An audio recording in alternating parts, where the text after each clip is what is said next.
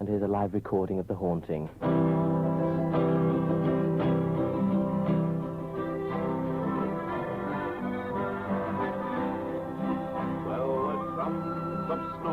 I've camped out on Corrodin, I've slept by the waystones as well.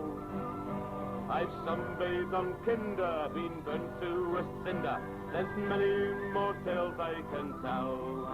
Well, the rucksack is off in my pillow, the heather is off in my bed, and sooner than part from the mountains I love, I think I would rather be dead. For I'm a rambler from Manchester way. I get only pleasures the hard walking way. I may be a wage slave on Monday, but I am a free man on Sunday. The day was just ending as I was descending my grind brook just by up a tor, when a voice said, "Hey you!" in the way keepers do. He's the worst face that I ever saw. The things that he said were unpleasant. In the teeth of his fury I said that... Four very substantial spirits, whose names are Stan G, Steve Mills, Arthur Ball and Trevor Cowdrey. They're two-thirds of a Stockport folk group who call themselves Bullock Smithy. All the lads are cavers and climbers, just four of the many to be found in and around the Stockport area. They're hardy fellows who always associate their pastimes with singing and playing.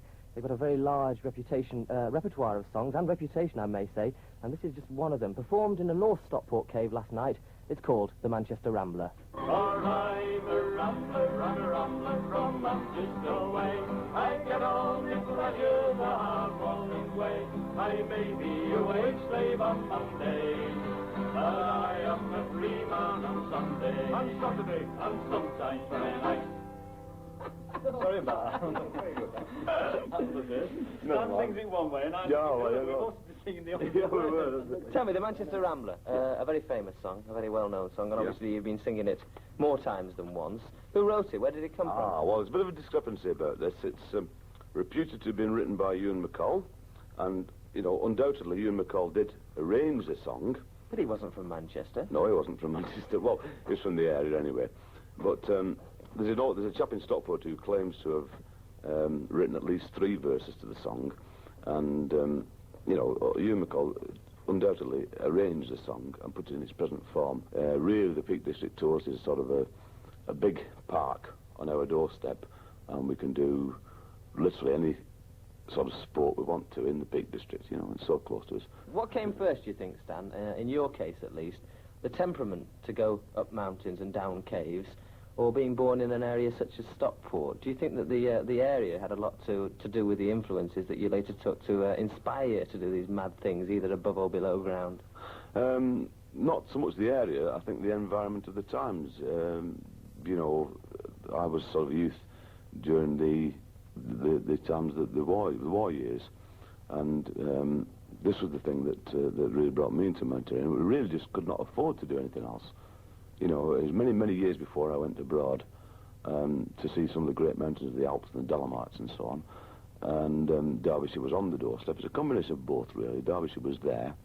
The environment at the times was that we were not got a great deal of money to spend, and so we'd sort our enjoyment of where we were, you know. So first and foremost, really, it's wanting to get out of your street, get out of the sort of the hard times you're living in, get out and get some exhilaration, either above or below ground, and after that, when the excitement is there, then songs come quite naturally, I would imagine, yeah? To some extent, Phil, you're right in what you're saying, but not quite so much the environment. You see, you've got to really understand that I was never ever any use at sports. I once played football for our local school team. We lost. I was in the goals and we lost 36-2.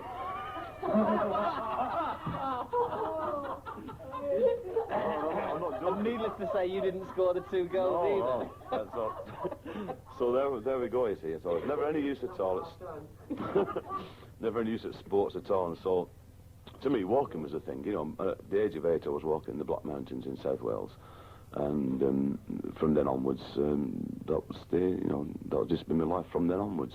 And most of these other people at the are the same way. To go into the mountains, to be a mountaineer, you must really take an interest in everything that goes on in the mountains.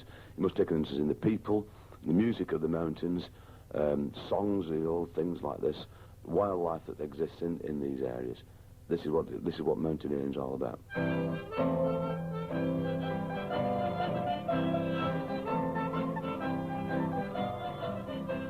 Here they go again, honestly. They start playing instruments about as quickly as you can drop a caving helmet. That's some of the members, 4 of the members, in fact, of Bullock Smithy, and we'll be back with some more of their music after we've heard some real music.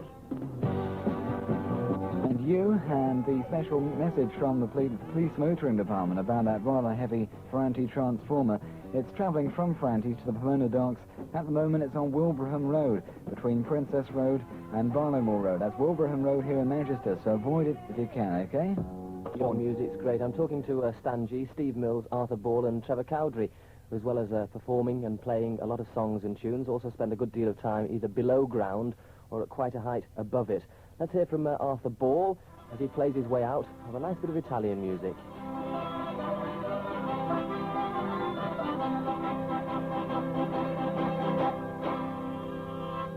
One of the things I don't understand is how the sorts of songs you've sung for me so far, the sorts of tunes you played, are supposed to be mountain or cave songs. You can't carry that piano accordion round halfway around Italy, can you? You'd be surprised. I do, actually, yeah. We've been going to Italy now since, what, 1968? And the accordion's gone over every year. But we've got to have our instruments over there because they expect us to play the English mountaineering songs and their own Italian mountaineering songs. And that was an Italian mountaineering tune? That was an Italian song called Trescone. It's a wine treading, grape treading song.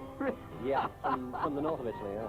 To be played while south, I imagine. To be played with a bottle in each hand, if possible, yeah. What I'm beginning to understand is that people such as yourselves, who do go up mountains and down caves, are a sort of secret society with all sorts of music and all sorts of weird art forms associated with you. Secret society? I don't know, there's nothing secret about this. If you get a big gang of people up on Kinder on a summer weekend, there's nothing really very secretive about them. Let's move over to Steve, because we've already suggested over here, Steve, that it's a secret society that you've joined. You and I are the most recent members, I suspect. Yes, actually, it was very weird, actually, when I was asked by Trevor one night. I happened to be singing at a local club we've got up at Bollington there. But as soon as I became involved, I discovered all this outdoor life, you see, which I'd long since forgotten. A few pints under my belt, and they handed me one day. We went up into Derbyshire there, and they said, come on, we'll show you what the Derbyshire lead miner had to do in the old days. We'll take you down a lead mine, you see. So we went up there, and we're walking down this field, all rough boulders and stuff like that, and all of a sudden, we come to a thorn bush, what I thought was a thorn bush. And he said, right, we're here. So we dumped the gear off, and I said, what do you mean we're here? Well, this is a shaft here, so they take out this thorn bush, sort of all hidden away there, and there's a 70-foot shaft. And I stand, you know, and down goes the rope ladder. It said, right, off you go down. So anything for a lark, you know. So off I go down to the bottom there, and we take this sort of weird underground route. And I might tell you, sort of 10-inch tight passages with half an inch of 2 inches of water in the bottom there, sludging away, and eventually we come up another one, you know.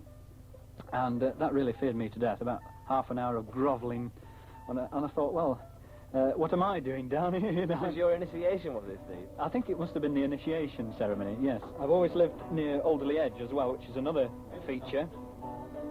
Been interested in the copper mines there, and I discovered that Bullock Smithy are keen on going down there, so away down there. And I finish up leading a digging party on a Wednesday night down there, grovelling away at the silt now, you know, searching the unknown for untold caverns and passages. So in other words, you're doing for people what was done to you by these geezers? Well, that's it, yes. Yeah, I'm getting a bit of my own back now, but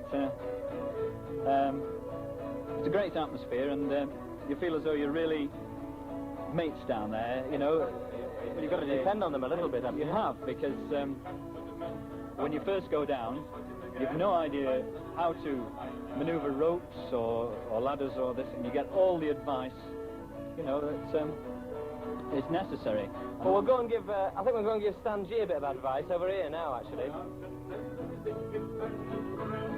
And the sort of advice we'll give him is, shut up! Again is a fine letter, can you let the miner?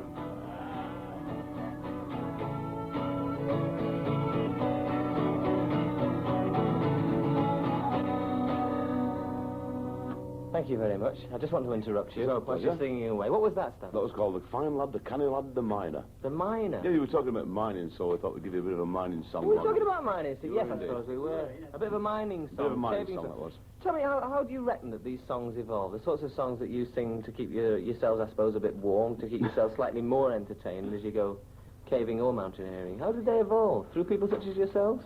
Probably so, yes. I think long ago, you know, people were not got the image of television or radio like you've got in front of me here, but it was necessary for them to go to do, you know, to make music of their own. We find when we go to Italy, the song or tune that you've just heard before, which we call Tosconi, is an Italian song or an Italian dance tune. Actually, it's a wine dance.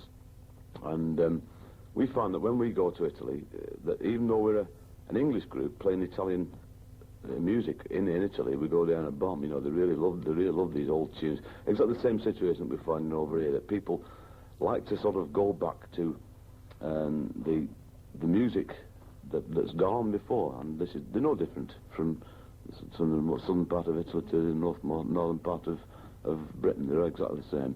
You're standing there with a guitar across your Robinson's Orientation stomach. He's got a piano accordion, he's got a guitar. The only fellow that I understand in this sort of context is Trevor, who's, whilst he's put his mandolin down for the time being, you're capable of taking penny whistles, and you've got a few of them over there. Now, that seems to me to be a reasonable instrument to take either down a cave or up a mountain. Has that got anything to do with the reasons that you play it?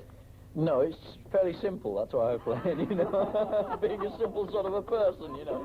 I was going to say, Trev, that when you really are down caves or up mountains or wherever, it's not always convenient, is it, to carry stringed instruments or any other sort of instrument. A penny whistle I can thoroughly understand, but I would have thought that most of the time the songs that you would sing, just in the company you're in now, would be unaccompanied. Oh, yes, indeed, yes, aye.